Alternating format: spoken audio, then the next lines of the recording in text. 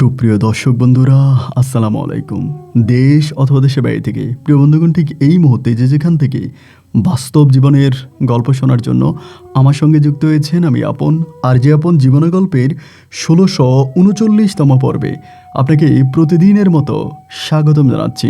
বন্ধুগণ, আজ আমি আপনাকে শোনাবো বরিশালের ভাই সৌদি প্রবাসী মোহাম্মদ মোশাররফ হোসেনের জীবনের এক কলিজা কাঁপানো করুণ বাস্তব জীবন কাহিনী। বন্ধুরা, আজকের গল্পের টাইটেল পেটের সন্তানের বাবার পরিচয় জানে না আলো।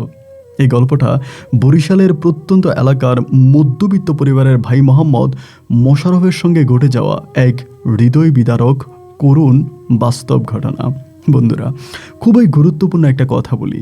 একটা মেয়ের বিয়ে হবার পরে তার স্বামী যদি ভালো না হয়, তবে সবাই মেয়েটাকে বোঝায় যে একটা কাজ কর, একটা সন্তান নিয়ে নে। একটা সন্তান নিলে হয়তো সন্তানের মায়ায় তোর স্বামী ভালো হয়ে যাবে। আর মেয়েটাও তার বাবা মা, পাড়া প্রতিবেশী আর আত্মীয়দের কথা শুনে একটা সন্তান নিয়ে নেয়। এই সন্তানটা দুনিয়াতে আসার পরেও তার স্বামী যখন ভালো হয় না, মেয়েটা তখনও সবাইকে জিজ্ঞেস করে আমি কি করব। সেই পাড়া প্রতিবেশী আর আত্মীয় স্বজনরাই বলে, কি আর করবি, তোর তো সন্তান হয়ে গেছে। সন্তানের মুখের দিকে তাকিয়ে মেনে নে। আর এই মেনে নিতে নিতে একটা সময় এই মেয়েটা জিন্দা লাশ হয়ে যায়, যে লাশের কোনো দাফন হয় না, যে লাশে কোনো পছন্দ ধরে না। এরকম জিন্দা লাশ আমাদের সমাজে অহরহর ঘুরে বেড়াচ্ছে। তাদের জীবন কেমন কাটে সেটাই শোনাবো আজকের এই গল্পে। আশা করব শুরু থেকে শেষ পর্যন্ত মোশাররফের জীবনের বাস্তব গল্পটা আপনারা প্রত্যেকে আমার মুখে শুনবেন এবং গল্প শেষে ঠিক আপনার মতো করে একটা মন্তব্য কমেন্ট বক্সে লিখবেন। ধন্যবাদ সবাইকে। সুপ্রিয় দর্শক বন্ধুরা, আসসালামু আলাইকুম। আমার নাম মোহাম্মদ মোশাররফ হোসেন। আমার বাড়ি বরিশাল বিভাগে। বন্ধুগণ, আমি আমার জীবনের গল্পটা শুরু করার শুরুতে আপনাদেরকে আমার পরিবারের সম্বন্ধে জানিয়ে রাখি। আমার পরিবারে আমি আছি, আমার বাবা আছে, মা আছে, রয়েছে আমার দাদা দাদি সহ আমার কাকা ফুফি। আমাদের পরিবারে আরও সদস্য রয়েছে আমার বড় একটা বোন সহ ছোট একটা ভাই আর ছোট একটা বোন। আমরা টোটাল 2 ভাই 2 বোন। আমাদের পরিবারটা বরিশাল বিভাগের অদূরের সবুজ শ্যামলে করা কোনো এক ছোট্ট অজপাড়া গায়ের এক উচ্চ মধ্যবিত্ত পরিবার। আমার বাবা পেশায় একজন পশু ডাক্তার, কিন্তু আমার বাবার তেমন কোনো বড় ডিগ্রি নেই। আমার বাবা অন্য একটা পশু ডাক্তারের সঙ্গে সঙ্গে থেকে কিছুটা ডাক্তারি তিনি শিখেছেন এবং সেই বিদ্যা দিয়েই আমার বাবা কোনো রকমের হাঁস মুরগির চিকিৎসা করে বহু কষ্ট করে কিছু টাকা ইনকাম করতেন। তা দিয়ে আমাদের পরিবারটা চলতো। পরিবারে প্রচণ্ড অভাব অনটন ছিল, তবে অভাব অনটন থাকার পরেও আমার আব্বা আম্মা স্বপ্ন দেখেছে যে আমাকে তারা পড়াশোনা করাবে।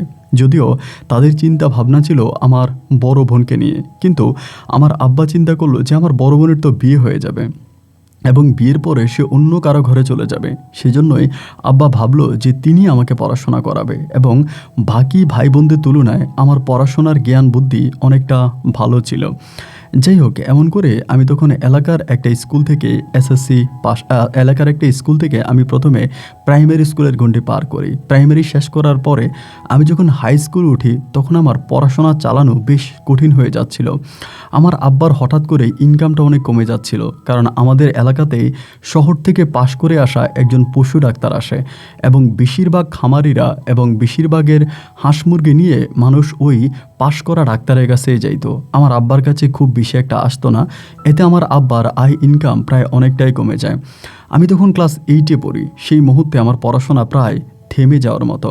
তারপরেও এলাকার মানুষের সহযোগিতায় এবং আমার আব্বা আম্মার অক্লান্ত পরিশ্রমে একটা পর্যায়ে আমি এসএসসি পরীক্ষা দিতে পারি এবং এসএসসি দেওয়ার পরে আমার এসএসসি রেজাল্টটা মোটামুটি অনেকটাই ভালো হয়। কিন্তু এসএসসি রেজাল্ট ভালো হলে পরেও আমার আব্বার আর সামর্থ্য ছিল না আমাকে আর পড়াশোনা করানো। আমার আব্বার আর সম্ভব ছিল না। আব্বা তখন বলল, এসএসসি পাস করছো তো করছো, এখন দেখো এই পাস দিয়ে কোনো কিছু একটা করা যায় কিনা। তো বর্তমান বাজারে এসএসসি পাসের রেজাল্ট দিয়ে কী বা করা যাবে বলেন। এরপরও এরকম খোঁজাখুঁজি করতে করতে সর্বশেষ আমাদের এলাকারই একটা এনজিওতে আমি একটা চাকরি পাই এবং এনজিওর চাকরির বেতনটা ছিল খুবই নগণ্য। অল্প টাকা বেতন পাইতাম, কাজ ছিল বেশি, যেটা এক ধরনের সমিতির মতো।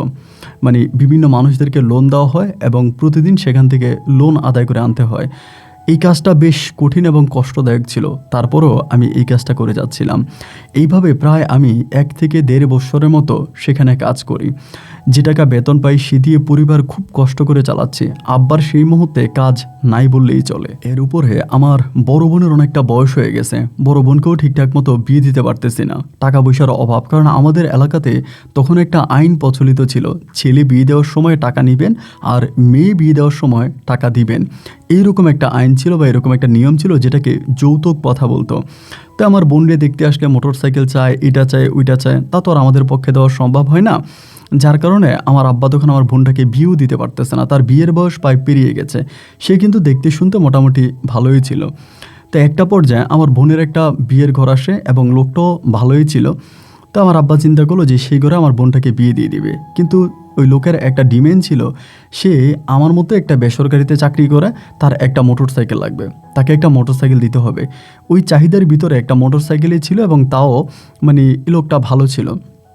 তো আমার আব্বার কাছে তো তখন টাকা পয়সা নাই, আব্বা তো বেশ অভাবে আছে, আমাদেরকে খাওয়াইতে পড়াইতে, এবং আব্বা তো এই মুহূর্তে কোনো কাজও নাই, একমাত্র ইনকাম তো তখন আমিই করি। আব্বু তখন বুঝতে পারতেছিল না যে কি করবে। শেষ পর্যন্ত আমার আব্বা সিদ্ধান্ত নিল যে আমাদের এলাকাতে সাদেক আলী বলে একজন লোক আছে, উনি পল্লী বিদ্যুতে চাকরি করে এবং তিনি মোটামুটি আমাদের এলাকাতে একটু প্রভাবশালী। আমার আব্বা তখন করলো কি, এই সাদেক আলীর কাছ থেকে লাভের উপরে কিছু টাকা নিল। লাভের উপরে কিছু টাকা নিয়ে আমার বড় বোনের বিয়েটা সম্পূর্ণ করলো। বড় বোন জামাইকে মোটরসাইকেল দিল এবং কিছু এলাকাবাসীকে খাওয়িয়ে ছোটো মোটো করে একটা অনুষ্ঠান আমার আব্বা সম্পূর্ণ করলো। তা আব্বা তো সাদেক আলীর কাছ থেকে টাকা নিয়েছে, কিন্তু আব্বা তো আর সে ঋণ পরিশোধ করতে পারবে না। কারণ আমার আব্বা যে চাকরি করে, আমার আব্বা যে কাজ করে, তখন তো আর আমার আব্বার ওভাবে কোনো হাঁস মুরগি দেখাও হয় না। তখন বড় বড় ডাক্তার চলে আসছে এলাকাতে, তারাই সব মানে হাঁস মুরগি দেখাশোনা করে। পরে দেখা গেল এভাবে 1 কিস্তি 2 কিস্তি করে দিতে দিতে আমার একটা সময় আমি সাদেক আলীর টাকা আর পরিশোধ করতে পারি না। এইভাবে দেখা যায় যে কিস্তি টাকাটা আসতো বা যে লাভটা আসতো, ওই লাভটাও আমি সাদেক আলীকে দিতে পারতাম না। সেখানে একটা বিষয় ছিল, আমি চাইলে কিন্তু আমার এখান থেকেও আমি কিস্তিতে টাকাটা তুলতে পারতাম, মানে আমি যেখানে চাকরি করি সেখান থেকে। কিন্তু আমি আমার আব্বাকে একটা কথাই বলছিলাম যে আমি আমার বোনকে এইভাবে যৌতুক দিয়ে বিয়ে দেবো না। কারণ আমার বোন দেখতে শুনতে ভালো ছিল বা তার চেহারা ছিল তো অনেকটা সুন্দর, তা আমি কেন যৌতুক দিব। কিন্তু আমার আব্বা আমাকে না জানিয়ে ওই সাদেক আলীর কাছ থেকে টাকা উঠায় এবং মোটর সাইকেল দেয়। তো এটা আমি পরে জানতে পারি।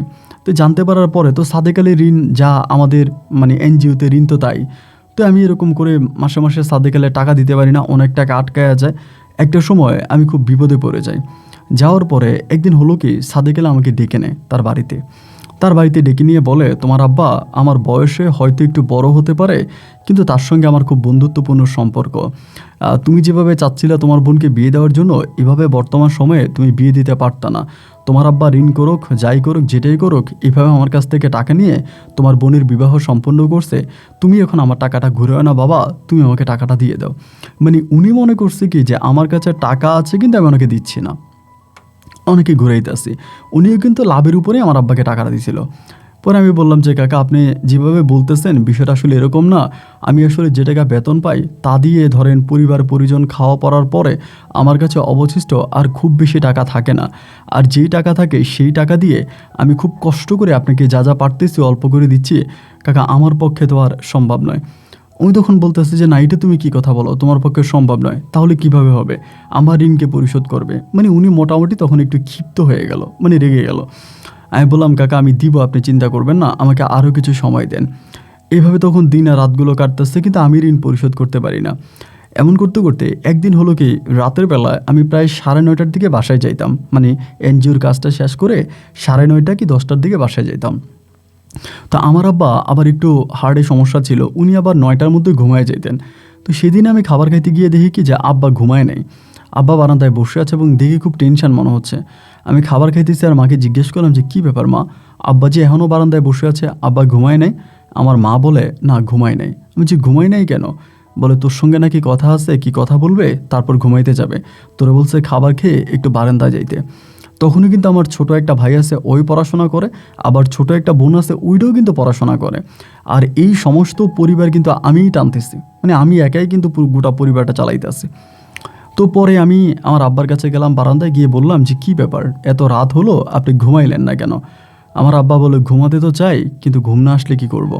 আমি বললাম, আপনি বেশি টেনশন করতেছেন, এত টেনশন নিয়েন না, আমি তো আছি, আমি কিছু না কিছু একটা ব্যবস্থা করবই। আমার আব্বা বলে, বস, তোর সঙ্গে আমার কথা আছে। তখন আমি বসছি, বসার পরে আব্বা বলতেছে, তুই কি সাদেক আলীর বাড়িতে গেছিলি ওই দিন? আমি বললাম, হ্যাঁ, উনি আমাকে ডাকাইছিল, আমি গেছিলাম। আমার আব্বা বলে, তোর সঙ্গে কি কথা হলো? আমি বললাম, আমাকে উনি এরকম এরকম বলছে যে তুমি ঋণ করছো, আমি যাতে টাকাটা না ঘুরে ওনাকে টাকাটা দিয়ে দিই, উনি এভাবে আমাকে রিকোয়েস্ট করলো। আমার আব্বা বলে, তার মানে কি সাদেক আলী মনে করতেছে তোর কাছে টাকা থেকে তুই দিচ্ছিস না? আমি বললাম, হ্যাঁ বাবা, সাদেক আলী এটাই মনে করে যে আমার কাছে টাকা আছে, কিন্তু তুমি ঋণ করছো বলে আমি সেই ঋণ পরিশোধ করি না। আমার আব্বা তখন আমাকে বলে, বাবা রে, তোর আরেকটা ভাই আছে, আরেকটা বোন আছে, তারাও পড়াশোনা করে, এক মেয়েকে বিয়ে দিতে গিয়ে আমি একেবারে বুক মাটিতে নেমে গেছে। আর এই দুইটাকে আমি কি করব, বা তোকেও বা কী করব? এবং তুই যে চাকরি করিস, এই চাকরির তো কোনো নিশ্চয়তা নাই, হয়তো কালকে এনজিও বন্ধ হয়ে যেতে পারে, তোর কামাই রুজি বন্ধ হয়ে যেতে পারে, এবং তোর যদি ইনকাম বন্ধ হয়ে যায় তবে আমার পরিবারের কি হবে? আমরা দুমুঠো ভাত কী করে খাবো? আব্বা এই কথাগুলো বলতেছে আর কেমন জানি খুবই মন খারাপ করতেছে। তাই আমি বললাম যে, আব্বা এত টেনশন করার কিচ্ছু নাই, রিজিকের মালিক রাব্বুল আলামিন, আল্লাহ যেহেতু জন্ম দিছে, আল্লাহই খাওয়ার ব্যবস্থা করবে, তুমি নিয়ে চিন্তা করো না। আমার আব্বা বলে, আমি তোর একটা প্রস্তাব দেওয়ার জন্য আসছি, প্রস্তাবটা তুই কীভাবে নিবি আমি জানি না, তবে প্রস্তাবটা যদি তুই মেনে নেস তাহলে আমাদের পরিবারের অভাব অনটন কিছুটা লাঘব হবে। আমি তখন একটু অবাক হয়ে আব্বাকে জিজ্ঞেস করলাম যে, প্রস্তাবটা কি? আমার আব্বা বলে, সাদেক আলীর কাছ থেকে আমি যে টাকা নিয়েছি, আমার মনে হয় না যে তুই সারা জীবন চাকরি করেও সেই ঋণটা পরিশোধ করতে পারবি। তো সাদেক আলী আমাকে একটা প্রস্তাব দিছে, যদি এই প্রস্তাবটা আমরা মেনে নিই তাহলে তার ওই টাকাটা দেওয়া লাগবে না, এবং এছাড়া সে তোকে একটা ভালো চাকরির, এক কথায় বলতে গেলে একটা সরকারি চাকরির ব্যবস্থা করে দিবে। আমি একটু অবাক হয়ে বললাম যে, কী বলেন? সাদেক আলীর মতো একটা সুদখোর এ আমাকে কি চাকরি দিবে? এটা কি বলতেছেন আব্বু? আমার আব্বা বলে, সাদেক আলী বলছে তোরে পল্লী বিদ্যুতে চাকরি দিবে।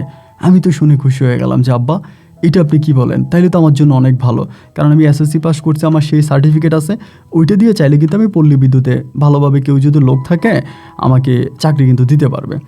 তাই বললাম যে, সাদেক আলী আমাদের ঋণ মৌকুফ করবে এবং আমাকে এনজিও থেকে নিয়ে পল্লী বিদ্যুতে চাকরি দিবে, এতে ওনার স্বার্থটা কোথায়? আমার আব্বা বলে, ওনার স্বার্থ হচ্ছে ওনার বড় মেয়ে। তো আমি তখন একটু বড় মেয়ের কথা যখন বলছে, আমি তখন বললাম যে, মানে? আমার আব্বা বলে, তার তো বড় একটা মেয়ে আছে, মেয়েটার তো এর আগে 2টা বিয়ে হয়েছে, কিন্তু স্বামীর সঙ্গে বনিবনা হয় নাই, মেয়েটা চলে আসছে, এ বয়সে তোর থেকে একটু বড়। এখন সাদেক আলী বলতেছে, যদি তুই তার ওই বড় মেয়েটাকে বিয়ে করিস তাহলে তার কাছে আমরা যে টাকা ঋণ নিয়েছিলাম সেই ঋণ সে মাফ করবে, মৌকুফ করবে, তার পাশাপাশি সে তোকে পল্লী বিদ্যুতে একটা চাকরি দেবে। সাদেক আলী নিজেও কিন্তু পল্লী বিদ্যুতে চাকরি করে। আমি তখন বললাম যে, আব্বা, এই মেয়ের 2টা বিয়ে হয়েছে, 2টা সংসারে ভেঙে গেছে, এবং গ্রামের মানুষ বলে এই মেয়ের মতো খারাপ কোনো মানুষ হতে পারে না, তার আচার আচরণ, এবং সে তার স্বামীদেরকে মারে, শুধু তাই নয়, এবং সে বয়সও আমার থেকেও একটু বড় হবে। তা আব্বা, আমি এরকম একটা মেয়েকে বিয়ে করব, এতে কি আমার জীবনটা সুখের হবে? আমার আব্বা তখন নিচের দিকে তাকায় বলে, আমি এই কথা বলতে পারবো না যে তোর জীবনটা সুখের হবে, তবে আমি এই কথা বলতে পারবো যে মেয়েটাকে বিয়ে করলে আমাদের জীবনটা সুখের হবে। তোর জীবন সুখের হবে কিনা জানি না, তোর পরিবারটা সুখের হবে। আমি তখন নির্দ্বিধায় একটা হাসি দিয়ে বাবাকে বললাম, বাবা, যদি আমার কষ্ট হয় আর এই কষ্টের বিনিময়ে যদি আমার পরিবারটা সুখে থাকে, এমন কষ্ট মেনে নিতে আমার কোনো কষ্ট নেই বাবা, আমি এটা মেনে নিতে পারবো। আমার আব্বা বলে, সত্যি পারবি তো? আমি বললাম, হ্যাঁ বাবা, মেয়ে তো যতই খারাপ হোক আমি মেনে নিব, এতে আমাদের ঋণটাও মৌকুফ হবে আর আমি পল্লী বিদ্যুতে চাকরি পাবো, আমার জন্য অনেক ভালো হবে। আমার আব্বা বলে, আচ্ছা ঠিক আছে, তাহলে আমি সাদেক আলীর সঙ্গে কথাবার্তা বলে তোর বিয়ের দিন তারিখ ঠিক করে ফেলি। আমি বললাম, ঠিক আছে, করো। ঘরে শুইতে গেছি, পরে আমার আব্বা বাইরের দিকে গেছে, আবার একটু কই জেনে গেছে জানি না। আম্মা তখন আমার ঘরের দরজা ঠেলতেছে, তখন প্রায় 11:30 কি 12টার মতো বাজে।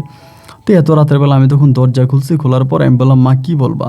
মা বলে, তোর সঙ্গে কথা আছে। আমি বললাম, এখন বইলো না, আমি সকালবেলা ভোরে উঠবো, আমি সকালবেলা কথা বলবো। এটা বলে মাকে বিদায় করে দিলাম এবং দিয়ে শুয়ে আছি। শুয়ে চিন্তা করতেছি, আব্বাকে তো বড় মুখ করে বলে ফেললাম যে ঠিক আছে, সমস্যা নেই, আমি এটা করব, কিন্তু এই মেয়ের যেই কথাবার্তা মানুষের কাছে শুনতেছে, আদৌ কি তার সঙ্গে আমি সংসার করতে পারবো, তার সঙ্গে আমি থাকতে পারবো? কোনো কিছু বুঝতে পারতেছিলাম না। শেষমেশ আব্বাকে বললাম, ঘুমিয়ে গেছে। সকালবেলা মা আমাকে বলতেছে নাস্তার টেবিলে যে, বাজান রে, তুই যে তোর আব্বার কথাটা দিলি, তোর আব্বাও মেয়ের বাবার সঙ্গে কথাবার্তা বলে ফেললো, মেয়েটা তো ভালো না।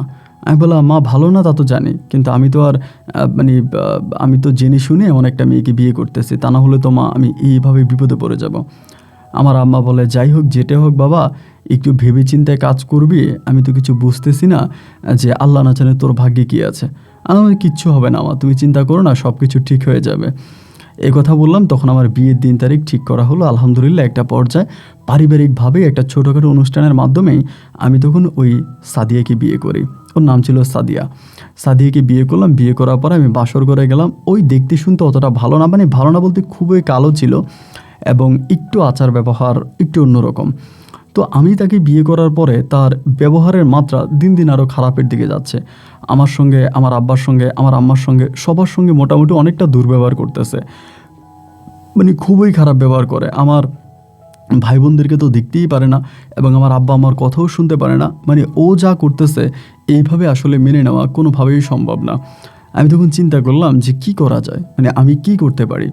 এমন ভাবনা চিন্তা করতে করতে একটা পর্যায়ে দেখলাম ও প্রতিদিন আমার আম্মার সঙ্গে ঝগড়া করে, প্রতিদিন আম্মার সঙ্গে ঝগড়া করে। এবং এরকম করে ঝগড়া করতে করতে একদিন আমি তখন করলাম কি, যেহেতু আমি ওই এনজিওতে চাকরি করতেছি, ওই অবস্থার ভিতরে ও তখন করলো কি, একদিন রাগ করে ওর বাপের বাড়িতে চলে গেছে।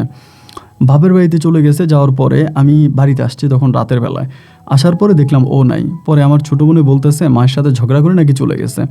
তো মাও দেখি কান্নাকাটি করতেছে, আমি আর কিছু বললাম না। আমি আব্বারে তখন ডাক দিলাম, আব্বা তো শুয়ে আছে। আব্বারে বললাম, আব্বা আপনি যে সাদেক আলীর সঙ্গে বিয়ের সময় বলছিলেন যে আমার পল্লী বিদ্যুতে চাকরি হবে, এখন পল্লী বিদ্যুতে চাকরি নিয়ে সাদেক আলী কী বলে? আমার আব্বা বলে বিভিন্ন জায়গায় তোর কাগজপত্র জমা দিছে, হবে, হচ্ছে, এরকম করে ঘুরেই দিছে। আর এখন তো তার মেয়ের সঙ্গে আমরা ভালো নাই, তো তোরে চাকরি দিবি কীভাবে? আমার যে ভালো নাই কি, ওই মেয়েই তো আমাদের সঙ্গে খারাপই করতেছে, আমাদের সঙ্গে প্রত্যেকটা মানুষের সঙ্গে এরকম করতেছে, আমরা তো কিছু করতেছি না। আমার আব্বা বলে, এটা কি আর সাদেক আলী বুঝবে? এটা তো সাদেক আলী বুঝবে না। সে তো ভাববে যে আমরা সবাই মিলে তার মেয়ের সঙ্গে খারাপ ব্যবহার করতেছি বা এগুলো আমরা নিজেরাই করতেছি। আমি আমার আব্বাকে বললাম যে সাদেক আলী কী ভাববে না ভাববে এইগুলো এখন আর আমাদের দেখার দরকার নেই, ওগুলো আমাদের শোনারও দরকার নেই। এখন তুমি সাদেক আলীর সঙ্গে কথা বলো, সে আমার চাকরির বিষয়ে কতটুকু কী করলো। তো আমি এইভাবে 2 দিন কেটে গেছে, আমি ওকে আর আনতে যাইনি। 2 দিন পর আমার আব্বা বলতেছে যে তুই যা বৌমারে নিয়ে আয়। তো আমি তখন আব্বার কথা শুনে ওই দিন ডিউটির মাঝামাঝি সময়, মানে দুপুরবেলা আমি শ্বশুর বাড়িতে গেছি। ওই দিন আবার সাদেক আলীও বাড়িতে ছিল। থাকার পরে মানে আমার শ্বশুর বাড়িতে ছিল। পরে আমি সাদিয়ারে বললাম যে সাদিয়া চলো। ও বলে আমি যাব না। কেন যাব না? ও বলতেছে আমি যাব না, আমি তোমাদের বাড়িতে যাব না। তো আমি বললাম যে তো তুমি কী চাও? ও বলতেছে আমি আমাদের বাড়িতেই থাকবো, যদি আমার সঙ্গে সংসার করতে হয় তাহলে আমি আমাদের বাড়িতেই থাকবো, আর অন্যথায় আমি তোমাদের বাড়িতে যাব না। তো যদি সংসার করতে হয় তার মানে সে তাদের বাড়িতেই থাকবে, আর যদি সংসার না করি তাহলে তাকে আমার কাবিনের টাকা দিতে হবে। যত টাকা কাবিনে বিয়ে করছি ওই ঋণ তো ভাই আমি পরিশোধ করতে পারবো না, আমার দ্বারা তো এটা সম্ভব না। পরে আমি তার বাবার সঙ্গে কথা বলি, মানে সাদেক আলীর সঙ্গে, আমার শ্বশুরের সঙ্গে। এমনকি বললাম যে আব্বা দেখেন এমন এমন ঘটনা। উনি তখন আমার সঙ্গে খারাপ ব্যবহার করে, বেটা তোদের কোনো যোগ্যতা আছে আমার মেয়েকে বিয়ে করার? আমার ঋণ পরিশোধ করতে পারিস না বলে আমার মেয়েটারে আমি তোর কাছে বিয়ে দিছি, আমার মেয়েটাকে দিয়ে এই করাস ওই করাস, মানে যত সব একদম কাঁচা কাঁচা মিথ্যা কথা উনি আমাকে বলতেছে। আমি তো জানি সবই হচ্ছে সাদিয়া ওনাকে বলছে এবং উনি আমাকে বলতেছে। আমি আর কোনো কিছু বললাম না, মানে কথা বাড়াইলাম না। কথা বাড়াইলে তো ভাই কথা আরও বাড়বে, বাড়াইলাম না, ঠিক আছে।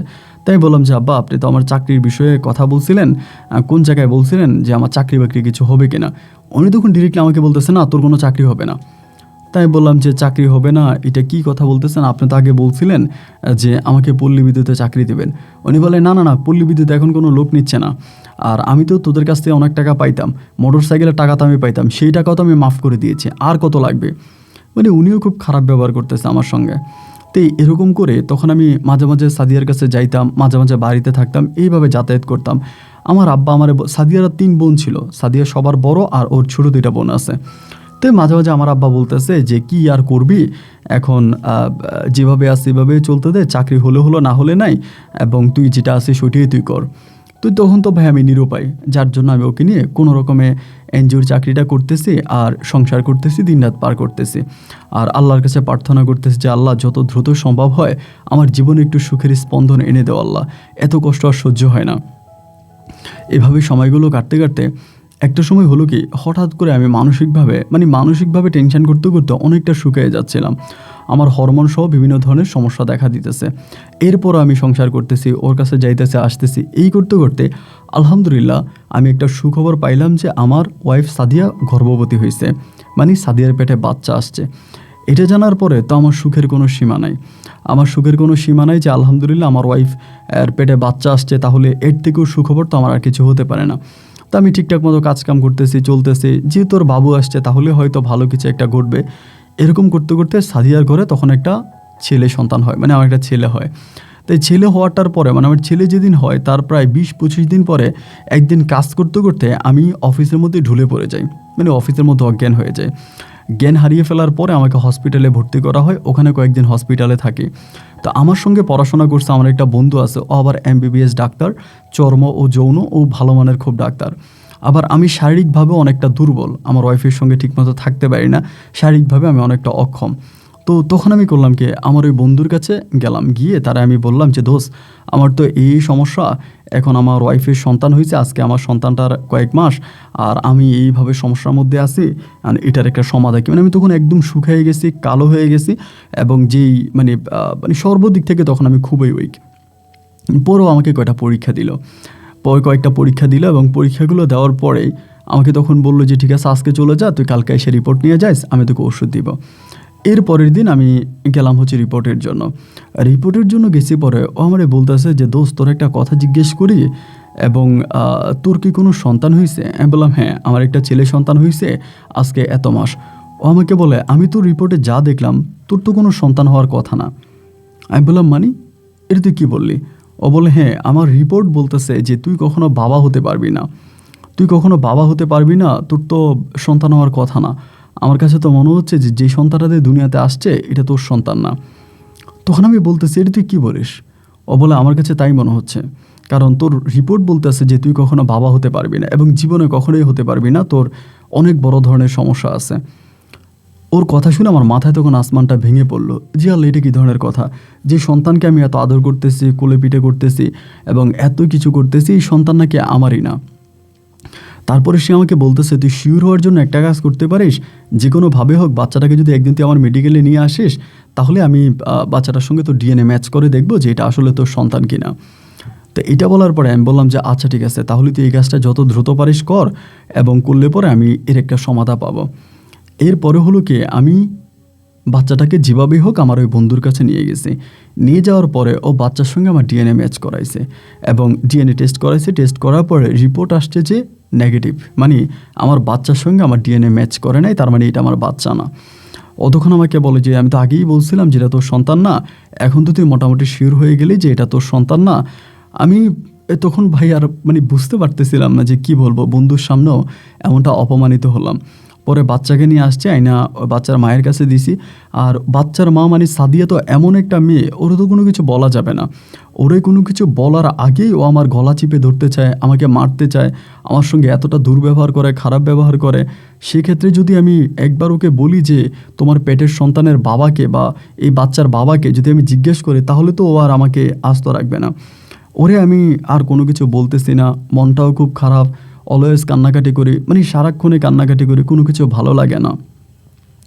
এই করতে করতে আমি তখন আমার অফিসের ইয়েদেরকে বললাম যে আমার এখানে কাজ করতে ভাল লাগে না, আপনারা আমার অন্য কোথাও ট্রান্সফার করেন, আমাদের NGOর বিভিন্ন শাখা আছে। এরপরে তারা তখন করলো গিয়ে আমাদের গ্রাম থেকে পাশের একটা, মানে পাশের বলতে অনেক দূরের একটা বিন গ্রামে তখন আমার চাকরিটা ট্রান্সফার করলো। তো ট্রান্সফার করার পর আমি তখন সাদিয়াকে বললাম তো চাকরি তো ওখানে চলে গেছে, আমি এখন থেকে ওখানে ডিউটি করব। ও বলে করো। এবং সাদিয়ার যে ওর বাড়িরই একটা ছেলের সঙ্গে অবৈধ সম্পর্ক আছে সেটাও আমি জানতে পারছি, এবং বেশ কয়েকবার আমি হাতে নাতেও এটা ধরছি বা আমি দেখছি। বাট আমি কোনো প্রতিবাদ করতে পারি না, কিছু বললেই তার একটাই কথা, তো ঠিক আছে আমাকে ছেড়ে দাও, আমি যদি খারাপ আমারে ছেড়ে দাও, কিন্তু ছাড়তে হলে তো ভাই আমার কাবিনে টাকা লাগবে।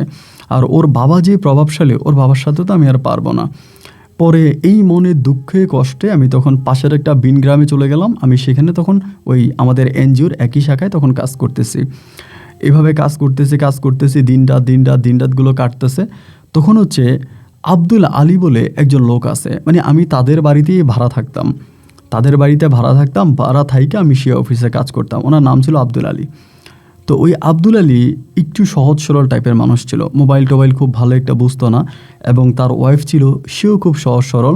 তারা মোবাইল অত কিছু বুঝে না। তাদের একটা মেয়ে থাকে হচ্ছে সৌদি আরবে, মানে মেয়েটা ওইখানে কাজের বিষয়ে গেছে, ওখানে কাজ করে। মেয়েটা মাঝে মাঝে ফোন করতো তাদেরকে, ফোন করার পরে মোবাইলের বিভিন্ন সমস্যা হতো, তারা বুঝতো না, তারা আমার কাছে নিয়ে আসতো। তা আমি যেহেতু এনজিওতে কাজ করি, তাদের বাড়িতে ভাড়া থাকি, তখন আমি মাঝে মাঝে মোবাইল ধরতাম বা দেখতাম, এবং আমি এভাবে মেয়ের সঙ্গে বাপের কথা বলাই দিতাম। আর ওনাদের মোবাইলটা বেশিরভাগ সময় আমি আমার কাছে রাখতাম, আমার বিভিন্ন কাজে ব্যয় করতাম।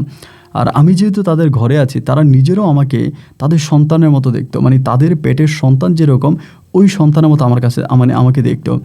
2 মাস পর্যন্ত তারা আমার কাছ থেকে ভাড়া নিয়েছে, এবং 2 মাস পরে তারা সম্পূর্ণভাবে আমার কাছ থেকে ভাড়া নেওয়া বন্ধ করে দিছে। মানে আব্দুল আলী সহ তার ওয়াইফ বলতেছে যে মোশাররফ, তোমার ভাড়া দেওয়া লাগবে না, তুমি আমাদের বাসায় এমনিই থাকো, আমরা তোমার কাছ থেকে ভাড়া নিব না। তো তারা তখন আমার কাছ থেকে ভাড়া নিত না, আমি এমনিই থাকতাম। তো এইভাবে তখন এই মেয়ের সঙ্গে কথাবার্তা বলতে বলতে মানে আব্দুল আলীর যে বউ ছিল, তার বউর সঙ্গে আমার একটা ভালো সম্পর্ক হয়।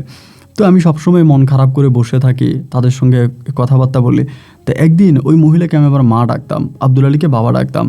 তো ওই মহিলা একদিন আমাকে জিজ্ঞেস করতেছে যে মোশাররফ, সারাক্ষণ তুমি মন খারাপ করে থাকো, তোমাকে দেখলেই মনে হয় যে তোমার মনে মেঘ জমে আছো, তুমি আম্মুর কাছে একটু বলো তো কী হয়েছে তোমার, কেন এতটা মন খারাপ। তো যখন উনি আমাকে এইভাবে বারবার জিজ্ঞেস করতো, আমি তখন একটা সময় আমার ভিতরের কথাটা তাকে জানাইলাম যে এমন এমন ঘটনা, আমাকে এইভাবে বিয়ে দেওয়া হয়েছে বা বিয়ে করানো হয়েছে, আমার ওয়াইফের এই সমস্যা। সব কিছু জানার পরে তখন এই মহিলাটা খুব মন খারাপ করে আমার দিকে তাকালো, তাকিয়ে বলতেছে, যার ঘরে শান্তি নেই তার গোটা দুনিয়াটাই অন্ধকার। যেহেতু তোমার ঘরের ভিতরে শান্তি নেই, তার মানে তোমার কাছে দুনিয়াতে আর কোথাও তুমি সুখ পাবা না। আগে ঘরের শান্তি ঠিক করো, এরপরে পরের চিন্তা। তো এগুলো করতে করতে আমি তার সঙ্গে কথাবার্তা বলি, সে আমার সঙ্গে কথাবার্তা বলে। এইভাবে কথাবার্তা বলা বলির একটা পর্যায়ে উনি নিজে আমাকে বলতেছে, মানে আব্দুল আলীর ওয়াইফ নিজে আমাকে বলতেছে যে মোশাররফ, তোমারে তো আমাদের অনেক ভাল লাগছে, তোমরা তুমি আমারে মা বইলা ডাকো, এরপরে আমার আলোর বাবারে তুমি বাবা বইলা ডাকো, সব কিছু মিলে আমার তোমার অনেক ভাল লাগছে। আমার মেয়েটা সৌদি আরবে বাসায় কাজ করে, এবার যদি মেয়েটা দেশে আসে, আমি চিন্তা ভাবনা করছি যে আমার মেয়েটাকে আমি একটা বিয়ে দিয়ে দিব। যেহেতু তুমি মানুষ হিসাবে ভালো, বা তোমার সাথে কথাবার্তা বলে আমার ভাল লাগছে, আমি চিন্তা করতেছি আমার মেয়েটারে আমি তোমার কাছে বিয়ে দিব। তুমি কি আমার মেয়েটাকে বিয়ে করতে রাজি আছো? যখন উনি আমাকে এটা বললো, আমি মানে তার মুখের দিকে তাকাচ্ছি, আমি বললাম যে আপনি এটা কীভাবে বলতেছেন?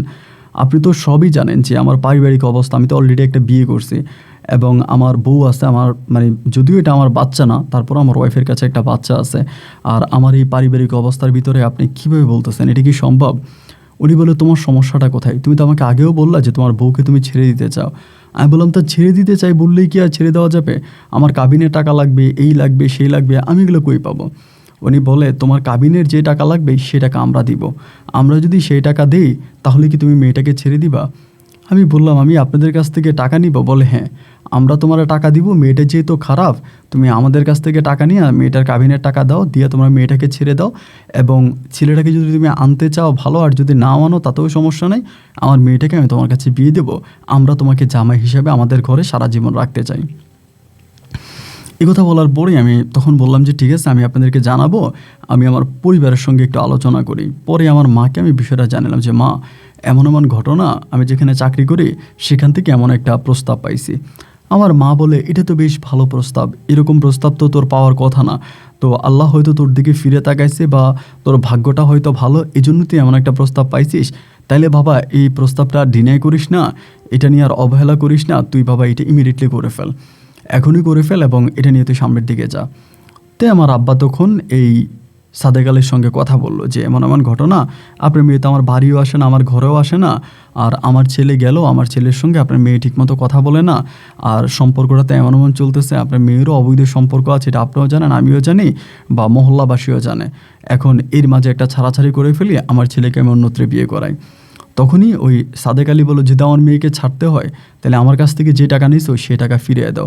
আমার আব্বা তো স্ট্যাম্পের উপরে টাকা নিছে, আমার স্ট্যাম্পের উপরে যে টাকা নিছো আমার ওই টাকা দিয়ে দাও, তোমার বড় মেয়ের বিয়ে দিতে যে টাকা নিছো সেই টাকা দিয়ে দাও। আর আরেকটা বিষয় হচ্ছে, তোমার করতে হবে, আমার মেয়েকে ছাড়তে হলে আমার মেয়ের যে কাবিনের টাকা আছে সেই টাকা দিতে হবে।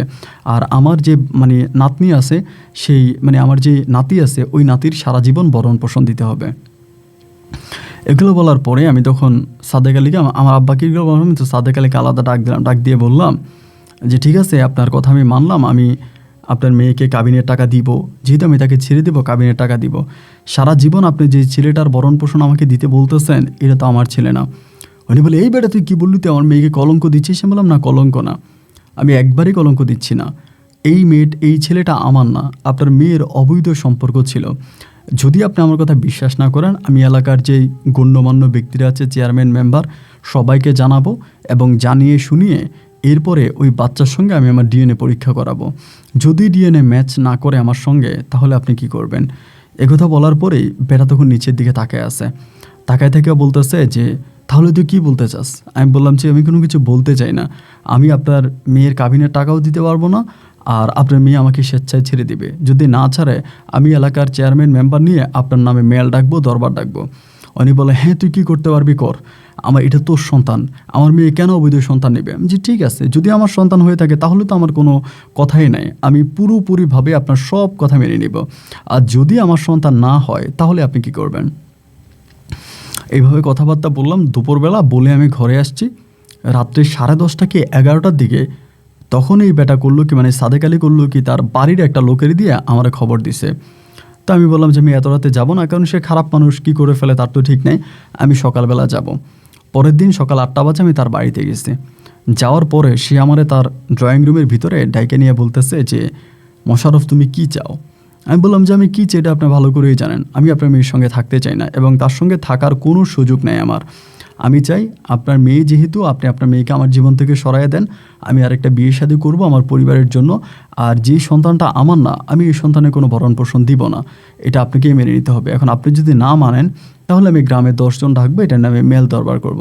উনি বলে, আচ্ছা ঠিক আছে, আমি মেনে নিলাম যে ঠিক আছে, সন্তান তোমার না বা আমার মেয়েকে তুমি কাবিনের টাকা দিবা না, কিন্তু তোমার আব্বা বিয়ে করার সময়, তোমার বড় বোনকে বিয়ে দেওয়ার সময় আমার কাছ থেকে যে টাকা নিয়ে গেছিলা, ওইটা তো আমার কাছে স্ট্যাম্প আছে, আমার সেই টাকা দিবা না? আমি তখন বললাম, হ্যাঁ আপনি যদি বলেন তাহলে আমি সে টাকা দিতে পারি, তাই তুমি সেই টাকা দাও। তাই আমি বললাম, ঠিক আছে, আপনি মেয়ে আগে আমাকে ছেড়ে দেখ, আমি আপনাকে টাকা দিব। কথা বলার পরেই তখন এই সাদিয়ার সঙ্গে আমার ছাড়াছাড়ি হয়ে গেছে, মানে তালাক হয়ে গেছে। তালাক হয়ে যাওয়ার পরে কাবিনের টাকা না দিয়ে আমি ওই সাদেক আলীর কাছ থেকে আমার আব্বা যে টাকা নিয়ে গেছিল সুদে, আসলে সেই সম্পূর্ণ টাকাটা পরিশোধ করলাম। আর এই পুরো টাকাটাই দিয়েছে আব্দুল আলী, মানে আলোর বাবা, যে আলো সৌদি আরবে থাকে। এই মেয়েকে ছেড়ে দিয়ে আমার পরিবারটাকে আমি একটু ঠিকঠাক করলাম, করে আমি আবারও পুনরায় ওদের বাসায় গেলাম। ওদের বাসায় থাকতেছি। এরই মাঝে আলো তখন বিদেশ থেকে আসতেছে এবং আলো বিদেশ থেকে আসার আগে তার আব্বা আম্মাকে বলতেছে, একটা কাজ করেন, আমি আর আসবো না সৌদি আরবে, আমার এখানে কাজ করতে ভালো লাগে না, অন্যের বাসায় কাজ করাটা ভালো লাগে না। আমি যে মালিকের কাজ করতেছি সে মালিকটা অনেক ভালো, আমি সেই মালিকের কাছ থেকে একটা ভিসার ব্যবস্থা করব। আপনারা মোশাররফকে বলেন আমার জন্য তার পাসপোর্টটা পাঠাইতে, আমি তার একটা ভিসার বন্ধ ব্যবস্থা করে আমি দেশে যাব। এই কথা তখন আলোর আব্বা আম্মা আমাকে বলতেছে যে একটা কাজ করো, তুমি পাসপোর্ট কপিটা আলোর জন্য পাঠাও, আলো তোমার ভিসার একটা বন্ধ ব্যবস্থা করে তারপরে আলো দেশে ফিরবে এবং সে দেশে ফিরে এরপরে আর সে বিদেশে যাবে না, সে সংসার করবে। মানে আমার কাছে মনে হয় কি, তখন আমি মেঘনা চাইতেই বৃষ্টি পাচ্ছি, মানে যেটা আমার চিন্তা ভাবনার বাইরে ছিল, আমি সেই জিনিসগুলোই তখন খুব ইজিতে পেয়ে যাচ্ছিলাম। তখন আমি বললাম যে আচ্ছা ঠিক আছে, আমি আপনার কথা মেনে নিলাম, আমি তাহলে পাসপোর্ট করব। পরে আমি ইমিডিয়েটলি পাসপোর্ট করলাম এবং পাসপোর্ট করে আমার পাসপোর্ট কপি তখন আমি আলোর জন্য পাঠাই। আলো তখন সেই পাসপোর্ট সৌদি আরবে নিয়ে যায়, নিয়ে গিয়ে সে যেখানে কাজ করতো সেখানে জমা দেয় এবং তাদের বাসা থেকে তখন তারা আমার জন্য একটা ড্রাইভিং ভিসা ব্যবস্থা করে এবং ওই ড্রাইভিং ভিসা নিয়েই আলো তখন বাংলাদেশে ফিরে আসে।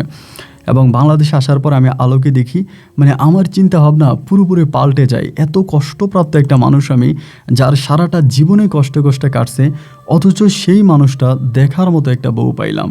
মানে আলো দেখতে শুনতে খুবই সুন্দর ছিল। এখানে মিথ্যে বলে লাভ নাই, আলোরও কিন্তু একটা বিয়ে হয় এবং সেই স্বামীটার সঙ্গে আলোর বোঝাপড়া হয় না, ভালো হয় না এবং সেখান থেকে স্বামীর সঙ্গে আলোর তালাক হয়ে যায় এবং এরপরে আলো সৌদি আরবে চলে যায়। এক বাপের এক মেয়ে হওয়ার পরেও সৌদি আরবে যায়। তো তারপরে ও ফিরে আসে এবং আসার পরে আমি আলোকে যতটুকু দেখলাম, ও যথেষ্ট শান্ত স্বভাবী একটা মেয়ে এবং আলোকে দেখার জন্য আমার আব্বা আম্মা, ছোটো বোন, আমার ছোটো ভাই, আমার বড় বোন সবাই আসে এবং তারা প্রত্যেকে আলোর প্রশংসা করে যে না, এমন বউ যদি হয় তাহলে তো আর কোনো চিন্তাই নেই, আর কোনো কথাই নেই। আমার আব্বা এক বাক্যে বলতেছে যে এই মেয়েটারে আমি আমার ছেলেকে বিয়ে করাবো, আর কোনো কথা নাই। তারপরে আলোর সঙ্গে আমার পারিবারিকভাবে ধুমধাম করে আনন্দ ফুর্তির মাধ্যমে আলোর সঙ্গে আমার বিবাহ সম্পন্ন হলো এবং আলোর সঙ্গে বিয়ে শেষ করার পরে আলো তখন আমাকে বলতেছে যে এবার তাহলে আপনি চলে যান, আমি আর বিদেশে যাব না, আর ওখানে যেতে আমার ভালোও লাগে না, অন্যের বাসায় কাজ করা, মানুষের বাসায় থাকা, এই সব কিছু আমার কাছে একটু অন্যরকম মনে হয়, এবার আমি আপনাকে পাঠিয়ে দিব। তাই আমি বললাম যে ঠিক আছে, তুমি যদি মনে করো আমার যাওয়া উচিত বা আমাকে পাঠিয়ে দিবা, তাহলে আমি গেলাম, কোনো সমস্যা নাই। আলোর সঙ্গে কথাবার্তা সব কিছু ফাইনাল করে ডকুমেন্ট পাঠাল, মানে আমার ভিসা তো আলো নিয়ে আসছে। পরে আমি একসঙ্গে মানে আলোকে বাংলাদেশে রেখেই তখন আমি সৌদি আরবে চলে যাই। তবে আলোর একটা বিষয় কি, ও আমাকে বলছে যে আমি কিন্তু আপনাদের বাড়িতেই থাকবো, আমি কিন্তু মানে আমার আব্বা আম্মার সঙ্গে থাকবো না, যেহেতু আমার বিয়ে হয়েছে, সো আমি আমার শ্বশুর শাশুড়ির সঙ্গে থাকবো। ও যথেষ্ট বুঝের একটা মেয়ে ছিল, মানে অনেক বুঝতো। এরপরে সে করলো কি, আমার আব্বা আম্মার সঙ্গে থাকতে শুরু করলো। ও আমার আব্বা আম্মার সঙ্গে থাকতেছে, আর এদিক দিয়ে আমি তখন সৌদি আরবে চলে গেছি। আর আলোর আব্বা আম্মা তখন তারা একাই থাকতেছে, এবং তাদেরও কোনো অভিযোগ নাই যে তাদের মেয়ে তাদেরকে ছেড়ে আমার বাড়িতে থাকতেছে। তখন ভাই সুখের কোনো সীমা নাই। আমি যে মালিকের চাকরি করতাম তারা সবাই আলোকে ভালোবাসতো, আলোকে নিজের মেয়ের মতো দেখতো। আমি যাওয়ার পরে আমাকে ড্রাইভিং লাইসেন্স বের করে এবং আমাকে ড্রাইভিং চাকরি দেয়, তাদের বাসায় রাখে, মাস শেষে ভালো টাকা বেতন দেয়। মানে এই যে আমার জীবনে এখন যে পরিবর্তনগুলো আসছে বা এখন আমি যা দেখতেছি, তা আমার কাছে নিতান্তই মনে হচ্ছে যে এইটা যেন আমার একটা ঘুমে দেখার স্বপ্ন। আমি ঘুমাচ্ছি আর স্বপ্নে দেখতেছি, হয়তো ঘুম থেকে উঠে আমি দেখবো যে আমার জীবনে এখনও সেই সাদিয়া নামের কাল বৈশাখী সাপ, মানে কাল সাপটা রয়ে গেছে, বা আমার জীবনে এখনও সেই মানে যন্ত্রণাগুলো রয়ে গেছে। তবে যখনই আমি আমার আলোকে পেলাম, তখনই আমার অতীতটা আমি মুহূর্তের মধ্যে ভুলে গেলাম। সৌদি আরবে গেলাম, টাকা পয়সা ইনকাম করতেছি, দেশে পাঠাইতেছি। আলো সহ আমার আব্বা আম্মা সবাই তখন বিন্দাস ভালো আছে। এই করে সময়গুলো কাটতে কাটতে আস্তে আস্তে আস্তে আস্তে করে দিন রাতগুলো কাটতেছে, আমি ওখানে আছি। তখন কিন্তু আলোর ঘরে কোনো সন্তানাদি হয়নি, কোনো বাচ্চা কাচ্চা হয়নি। তো এই করতে করতে আমার ছোট যে ভাইটা আছে, ও তখন একটা চাকরি করতো, আমাদের এলাকাতে একটা চাকরি করতো। আর ছোট যে বোনটা আছে, যেটা একেবারে ছোট, ওই ছোট বোনটাকে তখন বিয়ে দিয়ে দেয়। বোনটা তার শ্বশুরবাড়িতে চলে যায়। আমার ভাই, আমার ওয়াইফ আর আমার আব্বা আম্মা তখন তারা একসঙ্গে এক বাসায় থাকে। তো তখন আমি সৌদি আরবে আছি, টাকা পয়সা ইনকাম করতেছি, পরিবার চালাইতেছি। এই করতে করতে আশেপাশের অনেকের সঙ্গে মোবাইলে কথা বলি, অনেকের সঙ্গে কথাবার্তা হয়। এরকম করে কথাবার্তা বলতে বলতে আমারই এক বন্ধু আছে, ও আবার আমার সঙ্গে খুব মানে ভালো একটা বন্ধু, নাম হচ্ছে তাজুল। তাজুল একদিন আমার বলতেছে যে দোস্ত, তোরা একটা কথা বলি, এখন কিভাবে বলবো আমি ঠিক বুঝতেছি না, তুই কথাটা কিভাবে নিবি। যদি খারাপভাবে না নিস তাহলে আমি তোরে বলি, কারণ এই জিনিসটা হয়তো আরও মানে বেড়ে যাবে, বেড়ে যাওয়ার আগে তুই এটা কমিয়ে ফেল। আমি বললাম যে তাজুল ঠিক আছে বল দোস্ত, সমস্যা নেই, কী। পরে আমাকে বলতেছে যে তোর ওয়াইফ আলোর সঙ্গে তোর ছোটো ভাইয়ের একটা অবৈধ সম্পর্ক আছে, এবং এই অবৈধ সম্পর্কের বিষয়টা তোর আব্বা আম্মাও জানে, এলাকাবাসীও জানে, পাড়া প্রতিবেশীও জানে, সবাই জানে। কিন্তু এটা নিয়ে কেউ কোনো মুখ খুলতেছে না বা কেউ কোনো কথা বলতেছে না। সুতরাং আমার কাছে জিনিসটা অবাক লাগতেছে যে এটার একটা কি করা যায়, মানে তুই এটা কী করবে আমাকে এটা বলতেছে। তারপর আমি বললাম যে আমার ছোটো ভাইয়ের সঙ্গে আমার ওয়াইফের সম্পর্ক, এটা তো আসলে হতে পারে না, এটা কী ধরনের কথা। ও বলতেছে হ্যাঁ, সবাই এটা বলা বলি করতেছে যে এরকম এরকম ঘটনা, এখন এটা তুই কীভাবে মানে কীভাবে কি। আমি বললাম যে না, এটা পুরোই মিথ্যা কথা, এটা পুরোই মিথ্যা কথা, আমার মানে ভাই এরকম হতেই পারে না। তারপরেও আমি তখন বললাম যে ঠিক আছে, আমি আমার আব্বা আম্মার সঙ্গে কথা বলবো। আমার আব্বা আম্মা তখন বলতেছে এটা পুরোই মিথ্যা কথা, এবং এলাকার মানুষ আমরা সুখে আছি, শান্তিতে আছি, এগুলো সহ্য করতে পারে না, আমরা ভালো আছি এটা তাদের সহ্য হয় না, এই জন্য তারা তোদের দুই ভাইয়ের মাঝে একটা ঝামেলা লাগাই দিছে, এটা করতেছে, এবং এটি এলাকার মানুষের একটা খারাপ কথা। তারপর আমি আমার মাকে বললাম যে মা, মানে আমার ভাই তো এখন বড় হয়েছে বা এখনও চাকরি করে, তাহলে ও বিয়ে করে না কেন? একটা কাজ করো, ওকে বিয়ে করাই দাও, ওকে বিয়ে করাই দাও। আর ওকে যদি তুমি বিয়ে না করাও, তাহলে আমি আমার বউ আলোকে আমার শ্বশুরবাড়িতে পাঠিয়ে দিব। মানে যেহেতু প্রবাসে থাকে, আমার ভিতরে একটা ইঁদুর ঢুকাই দিছে, এবং সেই থেকে আমার মনের ভিতরে তো প্রচুর রকমের সন্দেহ বাসা বাঁধছে যে না, যে পৃথিবীতে যা কিছু রটে তা কিছু না কিছু হলেও তো বটে, এবং সত্যতা ছাড়া তো আর কিছু নেই, এটা তো আর একেবারে আজগুবি মিথ্যা কথা হতে পারে না। আমি বললাম যে না, অবশ্যই কিছু না কিছু সত্যতা এখানে আছে। তারপর আমাকে বলতেছে যে না না না, আমার মা বলতেছে না। আমি যে ঠিক আছে, তাহলে তোমাকে আমি একটা শর্ত দিলাম, হয় তুমি আমার ভাইকে ইমিডিয়েটলি হচ্ছে বিয়ে করাই দাও, আর না হলে আমি আমার বউকে আমার শ্বশুরবাড়িতে পাঠিয়ে দিব। শেষ পর্যন্ত আমার মা বলতেছে আচ্ছা ঠিক আছে, তুই যদি এটাই বলিস তাহলে এটাই করবো, আমি তোর ভাইরে বিয়ে করাই দিব। তাই যে ঠিক আছে, তাহলে ভাইরে বিয়ে করাও। পরে আমার ছোটো ভাইরে আমার আম্মা দেখে শুনে একটা ভালো বিয়ে করাই দেয়, এবং বিয়ে করাই দেওয়ার পরে আমার ছোটো ভাই তখন করলো কি, সে যে এলাকাতে বিয়ে করছে সেই এলাকা থেকে তার অফিস অনেকটা কাছে, মানে অনেকটা কাছাকাছি। ওই তখন আমার আব্বা আম্মাকে বললো যে আমি একটা কাজ করি, আমি আমার শ্বশুরবাড়ি থেকে অফিস করি, কারণ এখান থেকে আমার অফিসে যেতে আসতে অনেক লস হয়, অনেক টাইম যায়, আমার ঠিকঠাক মতো আমি অফিস করতে পারি না। সো আমি চাচ্ছি কি যে আমি আমার শ্বশুরবাড়ি থেকে অফিসটা করব, সেখান থেকে আমার অফিসটা অনেক আছে। আমার আব্বা আম্মা তখন বললো যে ঠিক আছে তাহলে তুই এটাই কর। পরে আমার ভাই চলে যায় তার শ্বশুর বাড়িতে এবং সে ওখান থেকে অফিস করতো। যাই হোক, তাহলে তো আর কোনো সমস্যায় রইল না। এবার তো মোটামুটি সব কিছু ঠিক হয়ে গেছে। আমি আমার বউ নিয়ে আছি, আমি ভালোভাবেই চলতেছি। আমার বউ আমার সঙ্গে আছে, আমি আমার বউর সঙ্গে আছি। এই কথাবার্তা মানে সব কিছু ঠিকঠাক চলাচলের মাঝেই তখন হলো কি, আমার প্রায় এখানে তখন 2 বছর মতো হয়ে গেছে, মানে 2 থেকে আড়াই বছর মতো হয়ে গেছে। 2-2.5 বছর পরেই তখন আমি করলাম কি, বাড়িতে মানে ছুটিতে যাব। আব্বা আম্মাকে বললাম এবং আমার ওয়াইফকে বললাম, সবাই তখন বললো যে ঠিক আছে যাওয়ার জন্য। আমি তখন 2-2.5 বছর পরে 3 মাসের ছুটিতে আমি তখন বাংলাদেশে গেছি। বাংলাদেশে যাওয়ার পরেই আমি যেদিন বাংলাদেশে গেছি তারপরে মানে আমার এক মানে শালা আছে, শালা বলবো না ঠিক, মানে সেই এলাকারই আমার দুঃসম্পর্কের শালা, যার নাম হচ্ছে শাহেদ। তো আমার শ্বশুর শাশুড়ি আমাদের বাড়িতে খুব একটা আসতো না, কিন্তু আমার শ্বশুর শাশুড়ি এই শাহেদকে দিয়ে মাঝে মাঝে আমাদের বাড়িতে এটা সেটা পাঠাইতো বা শাহেদ এনে দিয়ে যাইতো আমার শ্বশুরবাড়ি থেকে। তো এবার আমি আমার বউকে নিয়ে আমার শ্বশুরবাড়িতে বেড়াইতে গেছিলাম, যেহেতু বিদেশ থেকে গেছি, ছুটিতে গেছি, সৌদি আরব থেকে গেছি। আমি আমার বউকে নিয়ে আমার শ্বশুরবাড়িতে বেড়াইতে গেলাম। তো শ্বশুরবাড়িতে বেড়াইতে গেছি পরে আপনার তখন প্রায় দিনের 10টা কি 10:30 মতো বাজে, 10:30 মতো বাজে। তখন তাদের গ্রামের এই সিস্টেমটা কিন্তু আমি আগে দেখি নাই। তো আমি দেখলাম কি যে আমার বউ গোসল করতেছে, মানে গ্রামের যে পুকুর হয় না, যে গ্রামের পুকুরে আমার বউ গোসল করতেছে এবং আমার বউয়ের পাশে আমার ওই শ্যালক, মানে আমার ওই শালা শাহেদও গোসল করতেছে। তো ওরা যে গোসল করতেছে আমি কিন্তু উঠানে বসে আছি, আমি কিন্তু এগুলো দেখতেছি। তো এই পুকুরের মধ্যে তখন শাহেদ করে কি আমার বউরে ধাক্কা মারে, আমার বউ তখন শাহেদরে ধাক্কা মারে।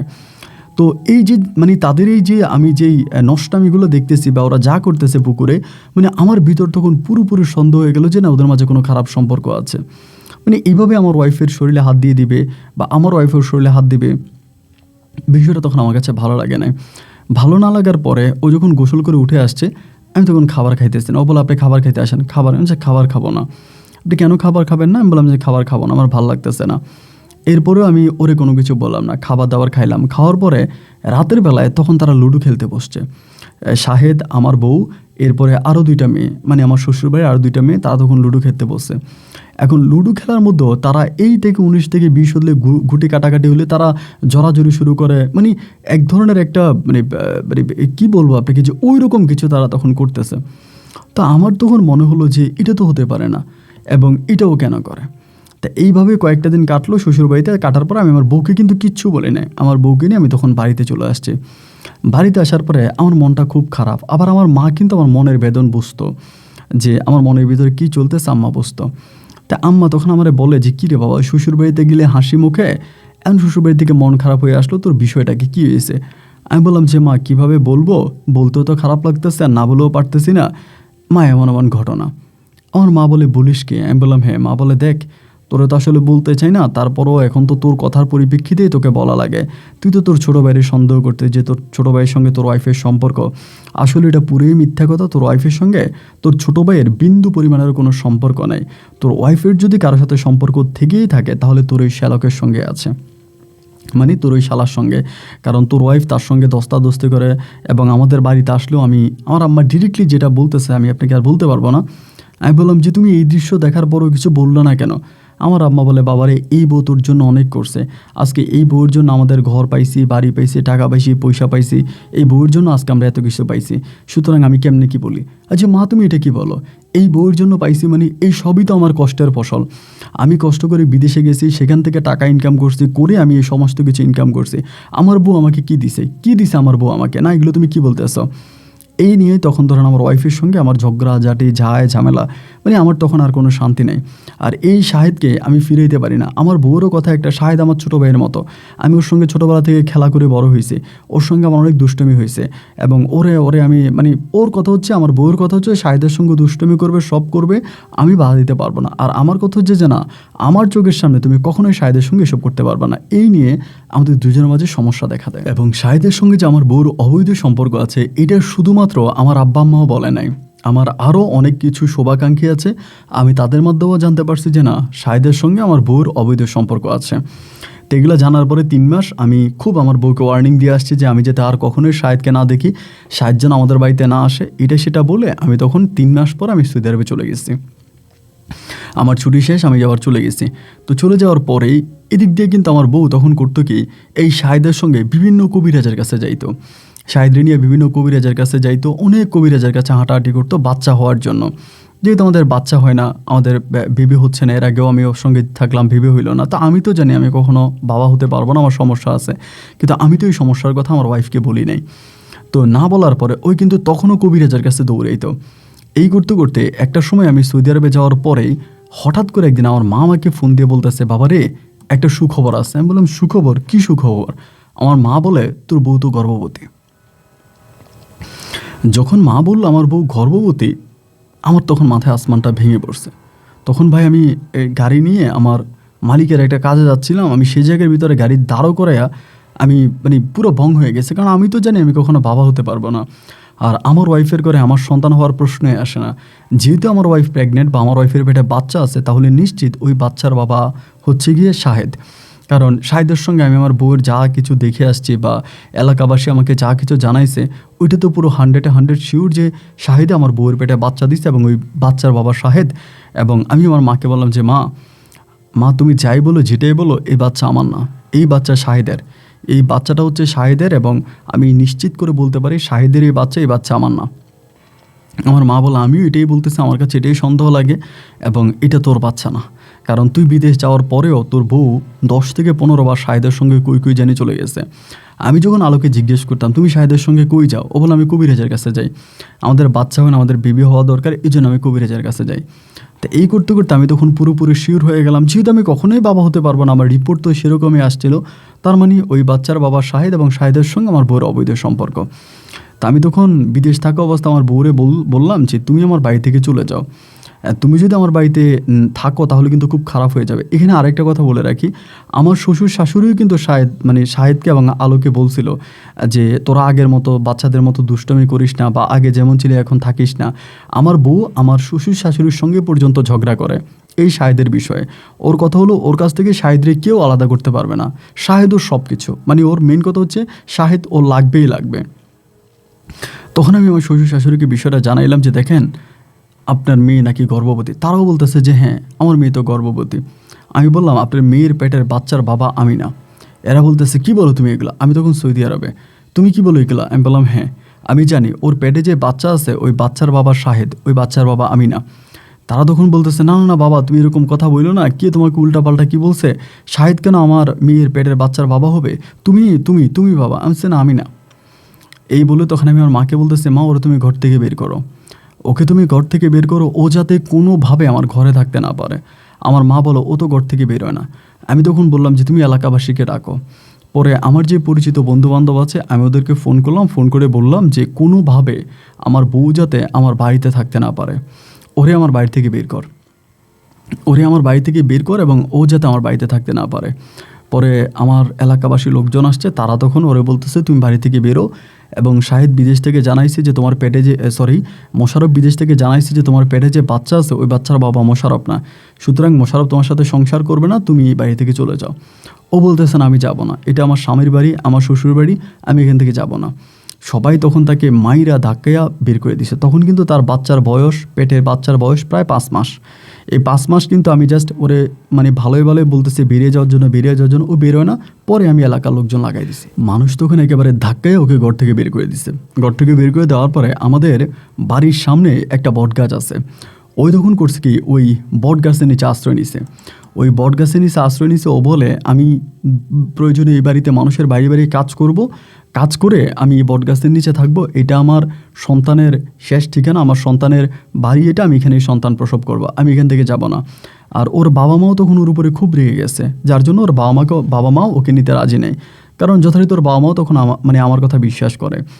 এই আলো তখন করতো কি ওর এই পেটের বাচ্চা নিয়ে বিভিন্ন মানুষের বাড়িতে কাজ করতো। মানুষের বাড়িতে, আমাদের যে গ্রাম আছে আমাদের গ্রামে ধরেন আজকে এর কাজ কালকে ওর কাজ, এরকম বাড়িতে বাড়িতে কাজ করে এবং কাজ করে এই পেটের বাচ্চাও আস্তে আস্তে করে বড় করতেছে। আমার মা তখন আমাকে ফোন দিয়ে বলে বাবারে ওই তো এরকম ঘটনা ঘটাইতেছে। আমি বললাম তোমরা চুপচাপ বসে থাকো। তখন আমার ছোটো বোনেরও বিয়ে হয়ে গেছে, ছোটো ভাইটাকেও বিয়ে দিয়ে দিচ্ছে, আমার আব্বা আম্মা তখন ঘরে আছে। আমি বলছি ও আমাদের মান সম্মান নষ্ট করবে তা করুক, তোমরা কোনো কিছু বইলো না, মানুষের বাড়িতে কাজ করবে, মানুষের বাড়িতে কাজ করেও থাকুক। আমি আর কোনো কিছু বললাম না। আবার তখনও কিন্তু মাঝে মাঝে ওই শাহেদ নাকি আসতো এবং ওরে খাবার দাবার দিত, এটা সেটা অনেক কিছু ওকে করতো। তো করার পর আমি তো আর কোনো কিছু বলি নাই। পরে এই আমাদের বাড়িতেও থাকে, আমাদের বাড়িতে কাজ করে, বিভিন্ন মানুষের বাড়িতেও কাজ করতেছে। এই করতে করতে আস্তে করে সন্তানটা, ওর পেটের সন্তানটা একটু একটু করে বড় হইতেছে। তো যখনই ও পুরোপুরি গর্ভবতী হয়ে যায়, তখন এলাকার মানুষের একটা মায়া ওর ভিতরে ঢুকে যায়। মানুষ যে যার মতো করে পারতেছে ওকে দান সরকার করতেছে এবং ওকে সহযোগিতা করতেছে। এইরকম করতে করতে একদিন রাতের বেলায় আমার আম্মা বলতেছে আর কি, আমি আম্মার কাছে জানতে পারলাম যে একদিন রাতের বেলায় নাকি ওর ব্যথা ওঠে এবং ব্যথা ওঠার পরে ও নাকি ওই বট গাছের নিচে বৃষ্টির মধ্যে প্রচুর চিৎকার করতেছিল। তো ওই বটগাছটা তো আমাদের বাড়ির সামনেই, তো এটা তো আমাদের বাড়ি থেকে শোনা যায়। আমার আম্মা নাকি শুধু খুব চিৎকার করতেছে বটগাছের নিচে, তখন বৃষ্টির মধ্যে, মানে গুড়ি গুড়ি বৃষ্টি পড়তেছে। আমার আম্মা নাকি বের হয় না, আমার আম্মাও বের হয় না, আমাদের পরিবারে কেউ বের হয় নাই। এবং সকালবেলা, মানে আমার আম্মা বলতেছে সকালের কিছুক্ষণ আগে আমার আম্মা নাকি তখন এইখান থেকে বাচ্চার কান্নার শব্দ শুনতেছে। মানে বটগাছের নিচে বাচ্চার কান্নার এরকম শব্দ শুনতেছে। শোনার পরে আমার আম্মা তখন, যেহেতু বাচ্চার কান্নার শব্দ শুনছে, আমার আম্মা তখন গেছে। আর আরেকটা কথা কি, আলো এর আগেও কিন্তু মাঝে মাঝে চিৎকার করতো, বটগাছের নিচে বসে বসে কান্না করতো বা অসুস্থ হলে চিৎকার করতো। আমাদের পরিবারে কেউ কিন্তু বের হতো না। তো সে রাতে তখন আমার আম্মা বাচ্চার কান্নার শব্দ শুনে তখন আম্মা নাকি হারিকে নিয়ে বের হয় এবং বের হয়ে নাকি দেখতে পায় যে বাচ্চাটা তখনও আলোর কাপড়ের ভিতরে। আম্মা তখন বাচ্চাটাকে বের করে এবং বের করার পরে মানে আলোকে নাড়াচাড়া করে এবং নাড়াচাড়া করার পর আম্মা তখন বুঝতে পারে যে আলো বটগাছের নিচে মারা গেছে। তো মারা গেছে জানার পরে আমার আম্মা তখন করলো কি, সবাইকে ডাকতে শুরু করলো। তখন ফজরের আজান দিয়ে দিচ্ছে, মোটামুটি ফজরের আজান হয়ে গেছে। আম্মা সবাইকে ডাকতেছে যে এমন এমন ঘটনা, আলো তো বটগাছের নিচে মারা গেছে, তোমরা আসো। পরে এলাকাবাসী সবাই আসছে, আইসা বলতেছে মেয়েটা অবৈধ বাচ্চা জন্ম দিছে, এ অবৈধ বাচ্চা তুমি কোলে নিছো কেন? আমার আম্মাকে বলতেছে অবৈধ বাচ্চা কোলে নিলা কেন? এ অবৈধ বাচ্চা তুমি তোমার কোলে নিবা না। আলো মারা গেছে খবর শুনে ওর আব্বা আম্মা তখন আর থাকতে পারে না, ওর আব্বা আম্মা তখন আসছে। আসার পরে ওর আব্বা আম্মা তখন করলো কি, এই লাশ নিয়ে, মানে আলোর লাশ নিয়ে এবং তার যে বাচ্চাটা আছে সেই বাচ্চাটাকে নিয়ে তারা আমাদের গ্রাম থেকে আলোকে নিয়ে গেছে, আলোকেও নিয়ে গেছে, ওই বাচ্চাও নিয়ে গেছে। তারা কিন্তু তখন আমার পক্ষে ছিল, মানে আলোর বাবা মা। বাচ্চা নিয়ে গেছে, আলোকেও নিয়ে গেছে। নিয়ে যাওয়ার পরে তখন তারা আলোকে তাদের বাড়িতে নিয়ে তারা দাফন কাফন করছে, যেভাবে তাদের মেয়েকে তারা দাফন কাফন করা দরকার ওভাবে দাফন কাফন করছে। আর আমার বাচ্চাটাকে তখন তারা তাদের এলাকারই একটা হসপিটালে ভর্তি করাইছে, মানে আমার বাচ্চা বলতে আলোর বাচ্চা। হসপিটালে ভর্তি করায় আমার শ্বশুর শাশুড়ি খুব কষ্ট করে বাচ্চাটাকে বাঁচায় রাখছে। তো এই বাচ্চাটা তখন আমার শ্বশুর শাশুড়ির কাছে আছে। আর আমি তখন আর আমার শ্বশুর শাশুড়ির সঙ্গে কথা বলি না। আলো মারা যাওয়ার পরে বা আলোর সঙ্গে ঝামেলা হওয়ার পরে আমি আমার শ্বশুর শাশুড়ির সঙ্গে টোটালি আর যোগাযোগ করি না, কথাবার্তা বলি না। মার সঙ্গে কথাবার্তা বলি, আব্বার সঙ্গে কথাবার্তা বলি। এভাবে আমি প্রায় 4.5 বছর মতো হয়ে গেছে আমি বাংলাদেশে আসি না। 4.5 বছর আমি একটানা সৌদিতে রয়ে গেছি যে আমি আর বাড়ি যাব না, কারণ বাড়ি যাব না, আমার প্রত্যেকটা জায়গায় তো আমি চিটিং এবং ধোকাই খাইলাম, আমি বাড়ি যাব না। 4.5 বছর পরে আমি তখন বাড়ি যাওয়ার পরিকল্পনা করতেছি, বাড়ি যাব মোটামুটি এরকম ঠিকঠাক করতেছি। পরে আমি বাড়িতে গেছি। তো বাড়িতে যাওয়ার পরে আমি বাড়িতে গেছি, পরে আমার আম্মা তখন আমারে বলতেছে যে বাজান রে, তোরে মা একটা কথা বলি, কিভাবে বলবো বুঝতে পারতেছি না। আমি যে তুমি আমারে কথা বলবো আবার বুঝতে পারতেছো না, এটা কী ধরনের কথা? আম্মা বলে আমি তো আলোর ছেলেটার ওই দিন দেখছিলাম, যেমনি হোক আমি একটু দেখছি, দেখার পরে বাবা এই ছেলেটা অবিকল তোর মতো হয়েছে। আমার আম্মা আমাকে বলতেছে। আমি বললাম কী বলো, অন্যের বাচ্চা আমার মতো হবে কেন? আমার আম্মা বলে তুই যদি কিছু না মনে করিস, আমি যদি চাই বাচ্চাটাকে একদিন আনতে পারবো, তুই কি একটু দেখবি? আমি যে মা এটা অবৈধ বাচ্চা, আমি দেখবো কেন? আমি এরকম অবৈধ বাচ্চা দেখবো না। আমার আম্মা বলে আরে অবৈধ বাচ্চা না, তুই বাচ্চাটার একটু দেখ না, আমি বাচ্চাটাকে আনি। তাই যে মা ঠিক আছে। পরে আমার মা একদিন করলো কি, কেমনে কেমনে আরেক মহিলারে দিয়ে ওই বাচ্চাটারে তখন আনছে, বাচ্চাটাকে আনছে। এবং বাচ্চাটাকে আনার পরে মানে এটা একটা ছেলে আর কি, ছেলেটাকে আনছে এবং আনছে পরে এই অবিকল আমার চেহারা, মানে একদম অবিকল আমার চেহারা, মানে দেখলে যে কেউ বলবে এটা আমার ছেলে। পরে আমি চিন্তা করলাম কী ব্যাপার, এটা পুরো আমার মতো হয়েছে। পরে আমার মা বলেছে আমার কাছে মনে হয় এটা তোর বাচ্চা রে বাবা, এরকম তোর মতো চেহারা পাইল। তখন আমি বললাম যে মা এটা তো আমার নিজের কাছেও সন্দেহ লাগতেছে। আচ্ছা মা ঠিক আছে, তাহলে আমি একটু দেখি। পরে আমি এই বাচ্চাটার সঙ্গে আমার ডিএনএ ম্যাচ করাইলাম মেডিকেলে গিয়ে যখন আমি বাচ্চাটার সঙ্গে ডিএনএ পরীক্ষা করাইলাম, আমি তখন দেখলাম যে বাচ্চার সঙ্গে আমার ডিএনএ ম্যাচ করেছে, মানে আমি এই বাচ্চার বাবা। আমার সেই পুরনো বন্ধুর কাছে তখন আমি গেলাম, আমি বললাম যে তুই বললি যে আমি জীবনে কখনো বাবা হতে পারবো না, অথচ আমি তো বাবা হইলাম। ও বলে দেখ, ডাক্তারের রিপোর্ট মাঝে মাঝে পাল্টে যায়। অনেক সময় দেখা যায় যে ডাক্তার বলে যে এই রুগীটা 3 দিনে বেশি বাঁচবে না, হয়তো বড় জোরে 3 দিন, এর বেশি বাঁচবে না। কিন্তু দেখা যায় যে এই রুগীটাও বছরের পর বছর বেঁচে থাকে। তোর সংক্রমণ বা তোর যেই শারীরিক অবস্থা আমি দেখেছিলাম, এতে তোর বাবা হওয়ার কোনো সক্ষমতা নাই। কিন্তু তারপরও তুই যদি বলিস যে তুই ডিএনএ ম্যাচ করেছে তোর সঙ্গে, তাহলে এটা তোর সন্তান। এরপরে আমার বন্ধু আমাকে আবারও পরীক্ষা করে এবং পরীক্ষা করে বলে, হ্যাঁ, তোর যে রোগটা ছিল এই রোগটা সৌদি আরবে যাওয়ার পর ভীষণ রকমের হার্ট পরিশ্রমের মাধ্যমে তোর এই সমস্যাটা সমাধা হয়ে গেছে। এখন তুই মানে বাবা হইতে পারছিস, বা তোর এই সন্তান আসলেই তোর সন্তান। তো আমি আমার সন্তানটাকে নিয়ে যখন বাড়িতে এসে বললাম যে মা, এটা তো আমার ছেলে। আমার আব্বা আম্মা বলতেছে এটা তোর ছেলেই তো। কিন্তু এদিক দিয়ে আমার শ্বশুর শাশুড়ি তখন করলো কি, সন্তান নেওয়ার জন্য আসছে। আমার আম্মা তখন বলতেছে যে আপনারা যে সন্তান নিতে আসছেন, এটা তো আমার ছেলের, আর এটা তো আমাদের নাতি। এই কথা বলার পরে আমার শাশুড়ি তখন খুব জোর জবরদস্তি করে আমার ছেলেটাকে আমার কাছ থেকে নিয়ে যায়। নিয়ে যাওয়ার পরে আমি অনেকবার আমার শাশুড়ির কাছে গেলাম, গিয়ে বললাম যে একটা কাজ করেন, আমার সন্তানটা আমার কাছে দিয়ে দেন। আমি আমার ছেলেটাকে নিয়ে যাই, আমি আমার ছেলেটাকে নিয়ে যে বলেছেন এটা তোমার সন্তান না, তুমি তো অস্বীকারই করলা। এবং শেষ পর্যন্ত তারা আমার ছেলেটাকে দেয়নি। পরে মা আমাকে বলতেছে যে বাজান রে, এভাবে তো জীবন কাটতে পারে না, তুই বাবা আরেকটা বিয়ে কর। তাই আমি বললাম যে মা, আর কত বিয়ে করব? আগে তো একটা করলাম, ওইটা ছাড়লাম, পরেরটা গেল মরে। আম্মা বলে তুই আরেকটা বিয়ে কর। এবং এরপরে মা আমাকে একরকম জোর জবরদস্তি করে আমাকে আরেকটা বিয়ে করাইছে। তো আরেকটা বিয়ে করানোর পরে আমি ওই বিয়েটা যখন আমি করছি, করে পরে আমি একবার মানে বিদেশে গেলাম, সৌদিতে গেলাম। সৌদিতে যাওয়ার পরে 2 বছর সৌদি আরব থেকে আমি দেশে আসছি। দেশে আসার পরে আমার বউর সঙ্গে আমার ঝগড়া। আমারই মানে শেষে যাকে বিয়ে করছে তার নাম তাসনিমা। মানে তাসনিমার সঙ্গে আমার কোনো রকমের শান্তি নাই। এবং শান্তি না থাকার এক পর্যায়ে তাসনিমা তখন করলো কি, আমার যেই পাসপোর্টে ভিসা লাগানো আছে ওই পাসপোর্টও তখন ছিঁড়ে ফেলে। পাসপোর্টটা ছিঁড়ে ফেলে এবং ছিঁড়ে ফেলে আমার বউ তখন আমার নামে মামলা করে। মানে এটা অনেক বড় সংসারিক যায় ঝামেলা।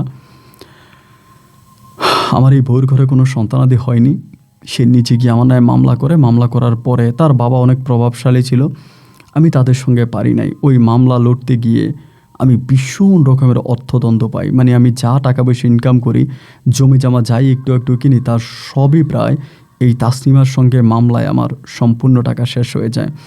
আমাকে যৌতুক মামলা, নারী নির্যাতন মামলা, এরপরে এরকম মাদক মামলা, অনেকগুলো মামলা ও দায়ের করায়। আর ওই তাসলিমার এক মামা আছে, সে একটা থানার এসআই, খুব মানে পরিচিত, মানে আপনার বয়স্ক একজন লোক। এবং সে তার সম্পূর্ণ ওই লোকটাই আমাকে এই ফাঁদে ফালায় দেয় এবং মামলা মোকদ্দমা করে আমার বাড়ির যে জমি জমা আছে তাও বিক্রি করায়। এবং শেষ পর্যন্ত আমার যা কিছু ছিল আমি সব কিছু হারিয়ে এখন এক নিঃস্ব জীবনযাপন করছি। রাজধানী ঢাকাতে আছি, একটা হোটেলে চাকরি করি, খুব মানবতার জীবনযাপন করতেছি। আমার বোনের ঘরে সন্তানাদি হলো, আমার ভাইয়ের ঘরে সন্তানাদি হলো, আমার ছোট বোনের ঘরে সন্তানাদি হলো। তাদেরকে নিয়ে আমার আব্বা আম্মা এখন খুব সুন্দরভাবে আছে, অথচ আমার জীবনটা কেন এমন এলোমেলো হয়ে গেল। শেষ পর্যন্ত তাসলিমাও আমাকে তালাক দিয়ে চলে গেল এবং আমার অর্থদণ্ড সব শেষ করলো। আজ আমি চোখটা বন্ধ করে একটা জিনিসের চিন্তা করে, আমি যদি জীবনের সত্যিকারে কারো ভালোবাসা পেয়ে থাকি, সেটা হচ্ছে আলোর ভালোবাসা। আমি যদি 2 টাকা ইনকাম করে থাকি, সেটা হচ্ছে আলোর জন্য। জীবনে যা কিছু করেছি তার সবই আলোর জন্য, অথচ সে আলোকেই আমি নিজের হাতে নিজের পায়ে লাথি মেরে দিয়েছি। আলো যদি সেখানে চিৎকার করে কান্না করতেছিল বটগাছের নিচে, যদি আমার আলোকে সঠিক সময়ে হসপিটালে নিয়ে যাওয়া হইতো, তাহলে সন্তানটা সঠিকভাবে প্রসব হতো, আমার আলোও বেঁচে থাকতো। কিন্তু আমার নিজের ভুলের কারণে, আমার নিজের কারণে আলোকে আমি মৃত্যুর পথে ঠেলে দিয়েছি। আমি জানি আমি মহা অপরাধী, আমার অপরাধের কোনো শেষ নাই, তাই তো আমার অপরাধের শাস্তি আমি পেয়ে যাচ্ছি। ভাই, আমি আপনার গল্পগুলো শুনি, নিঃসঙ্গতা জীবন, আর আপনার গল্পগুলো আমাকে এক নতুন সঙ্গ দিয়েছে। তাই আমার জীবনের কাহিনীটা আপনাকে বললাম, যদি পারেন আপনি আমার গল্পটা রেকর্ড করবেন। ভালো থাকবেন। আসসালামু আলাইকুম। বন্ধুরা, রাজধানী ঢাকার বুকে এক বাতের হোটেলের মেসিয়ার আমরা গ্রামের ভাষায় বলি বা লোকাল ভাষায় বলি, আমরা যাকে ওয়েটার বলি, একটা বাংলা হোটেলের ওয়েটার বর্তমান সময়ে মোশাররফ হোসেন, যদিও তিনি একটা সময় ছিলেন প্রভাবশালী সৌদি প্রবাসী। একটা বিষয়কে জানেন, আমাদের ভিতরে একটা নীতিগত সমস্যা আছে। এটা হচ্ছে আমরা যদি কোনো জিনিস পেয়ে যাই আমরা সেটাকে মূল্যায়ন করি না। দেখেন আপনাকে ছোট্ট একটা কথা বলে, আকাশের চাঁদকে কিন্তু সবাই বলে ইস কত সুন্দর, ইস কতই না সুন্দর। কেন বলে জানেন? কারণ আকাশের চাঁদটাকে ধরা যায় না, ছোঁয়া যায় না। যদি এই চাঁদকে ধরা যাইতো, ছোঁয়া যাইতো, তবে মানুষ বলতে কি জানেন, ধুর এটা কোনো বিষয় হলো, এটা কিচ্ছু না। ঠিক তেমনি আমরা যে জিনিসটাকে পাই না আমরা সেটা পাওয়ার জন্য মরিয়া হয়ে উঠি। আর যদি আল্লাহ আমাদেরকে সেটা মিলাই দেয় আমরা সেটাকে পায়ে ঠেলে দিই, কুকুরের মতো ধুরধুর করে তাড়াই দিই, এটাকে আমরা সম্পূর্ণ অসম্মান করি। আমাদের সমাজে একটা প্রচলিত কথা আছে যে দাঁত থাকতে দাঁতের মূল্যায়ন করো, দাঁত থাকতে দাঁতের মর্যাদা দাও, দাঁত পড়ে গেলে এরপরে আর লাভ নাই। দেখেন এই মোশাররফের কী ছিল? কিচ্ছু ছিল না। সে ছিল সাদিয়ার নির্যাতিত একটা স্বামী, যার পায়ের নিচে মাটি ছিল না, মাথার উপরে আসমান ছিল না, এক মানবতার জীবনযাপন বেচারা করত। অথচ সেই জায়গা থেকে আলো তাকে একটা নতুন আলোর দিশারি দেখিয়েছে, একটা নতুন পথ দেখিয়েছে, নতুন জীবন দিয়েছে। অথচ সেই জায়গায় গিয়ে সে আলোকে এভাবে পায়ে ঠেলে দিল। দেখেন, খুব খেয়াল করে দেখেন, সাদিয়া খারাপ কাজ করতো, সাদিয়া অন্য পুরুষের সঙ্গে মিলামিশা করতো, এসব দেখার পরেও কিন্তু সে দিব্যি সাদিয়ার সঙ্গে থেকেছে, সাদিয়ার সঙ্গে সংসার করেছে। তার কারণ হচ্ছে সে সাদিয়াকে ছাড়তে পারে নাই। তার আর্থিক অবস্থা দুর্বল ছিল, সে গরিব ছিল, যার কারণে সাদিয়াকে ছাড়তে পারে নাই বলে জেনে শুনে অন্যর সঙ্গে শারীরিক সম্পর্ক করছে। এটা জানার পরও সে সাদিয়ার সঙ্গে সংসার করেছে। কিন্তু আলো শুধুমাত্র তার মুখের সন্দেহ, চোখের সন্দেহ যে না আলো কিছু একটা করতে পারে, সে জায়গা থেকেই কিন্তু সে আলোকে ঘর থেকে বের করে দিল। কারণ তার পকেটে অনেক টাকা। যে নারীরা আল্লাহর কাছে হাত তুলে বলেন যে আল্লাহ আমার স্বামীকে আপনারা কোটি কোটি টাকার, আল্লাহ আমার স্বামীকে আপনি কোটি কোটি টাকার মালিক বানিয়ে দেন, আপনারা ভুল করেন। কারণ পুরুষ মানুষ এমন একটা জিনিস, বেশিরভাগ, আমি সবার ক্ষেত্রে বলি না, অনেক পুরুষ আছে যাদের পকেটে যদি টাকা আসে শরীরে তো গরম হয়, সেই গরমে আপনি তার সামনে থাকতে পারবেন না। আমি নিজেও আল্লাহকে বলি সবসময়, আপনি অনেকে হয়তো বিশ্বাস করবেন না যে ভাই আপনি কি সত্যি বলেন, আসলে আমি আল্লাহকে বলি যে আল্লাহ আপনি আমাকে এত বেশি টাকা দিয়েন না, যত টাকা দিলে আমি মানুষ থেকে অমানুষ হয়ে যাব। কারণ বেশিরভাগ অর্থে অনর্থের মূল। টাকাই মানুষকে উপরে তোলে, টাকাই আবার মানুষকে খারাপ করে। তো এমন টাকা আমাদের প্রয়োজন নয় যেটাকে আমাদের সুখ শান্তি কেড়ে নেবে। বন্ধুরা, এই গল্প কেমন লেগেছে? গল্প নিয়ে কোনো মতামত থাকলে কমেন্ট বক্সে লিখবেন। আর যেখানেই বিদায়, আপনাদের সঙ্গে আমার আবারও দেখা হবে নতুন দিন নতুন কোনো গল্পে। আল্লাহ হাফেজ এন্ড আসসালামু আলাইকুম।